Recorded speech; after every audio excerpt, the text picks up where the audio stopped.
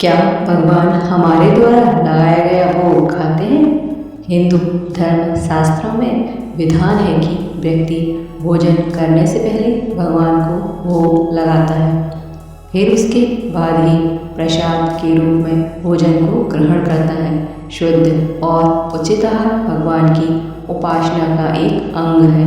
भोजन करते समय किसी भी अपवित्र खाद्य पदार्थ का ग्रहण करना निषेध है। यही कारण है कि भोजन करने से पूर्व भगवान को भोग लगाने का विधान है। अथर्ववेद में कहा गया है कि भोजन को हमेशा भगवान को अर्पित करके ही करना चाहिए। लेकिन सवाल उठता है कि क्या भगवान हमारा भोग ग्रहण करते हैं?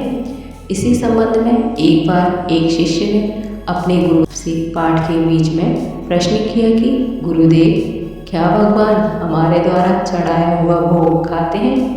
और खाते हैं तो वह चीज़ खत्म क्यों नहीं हो जाती, और नहीं खाते तो भगवान को भोग लगाने का क्या फायदा? गुरुजी ने तत्काल कोई उत्तर नहीं दिया और पूर्ववत पाठ पढ़ाते रहे। उस दिन उन्होंने पाठ के अंत में एक श्लोक पढ़ाया।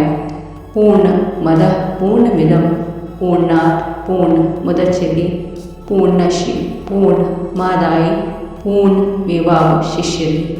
पाठ पूरा होने के बाद गुरुजी ने शिष्यों से कहा कि वे पुस्तक देखकर श्लोक कंठस्थ कर लें।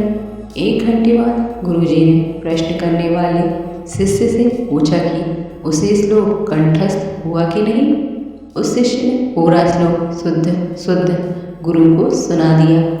फिर भी गुरु ने सिर नहीं महलाया तो शिष्य ने कहा कि वे चाहें तो पुस्तक देख लें, श्लोक बिल्कुल शुद्ध है। गुरु ने पुस्तक देखते हुए कहा, श्लोक तो पुस्तक में ही है, तो तुम्हारे दिमाग में कैसे चला गया? शिष्य कुछ भी उत्तर नहीं दे पाया। तब गुरु ने समझाया और कहा, पुस्तक में जो श्लोक है वह स्थूल रूप में है। तुमने जब श्लोक पढ़ा तो वह सूक्ष्म रूप में तुम्हारे दिमाग में प्रवेश कर गया। उसी सूक्ष्म रूप में वह तुम्हारे मस्तिष्क में रहता है, और जब तुमने इसको पढ़कर कंठस्थ कर लिया तब भी पुस्तक के स्थूल रूप के श्लोक में कोई कमी नहीं आई।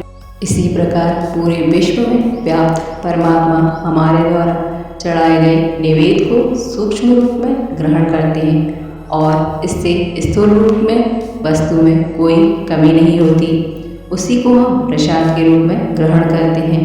शिष्य को उसके प्रश्न का उत्तर मिल गया। शुद्ध और उचित भोजन भगवान को परोसना उनकी उपासना करने का ही एक रूप है। भगवान को भोग लगाने के पीछे का कारण सिर्फ धार्मिक ही नहीं, बल्कि इसके पीछे का तर्क आयुर्वेद और वास्तुशास्त्र का आधार भी रखता है।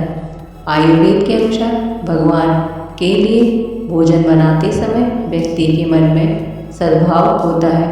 यही सद्भाव व्यक्ति को भीतर से प्रसन्न रखता है और उसके मस्तिष्क में पसरे तनाव को दूर करता है। भगवान के लिए बनाए गए भोजन में प्रेम भाव होता है। इसी कारण से व्यक्ति प्रसन्नता महसूस करता है और मानसिक बीमारियों का प्रभाव कम होने लगता है। जय श्री कृष्ण।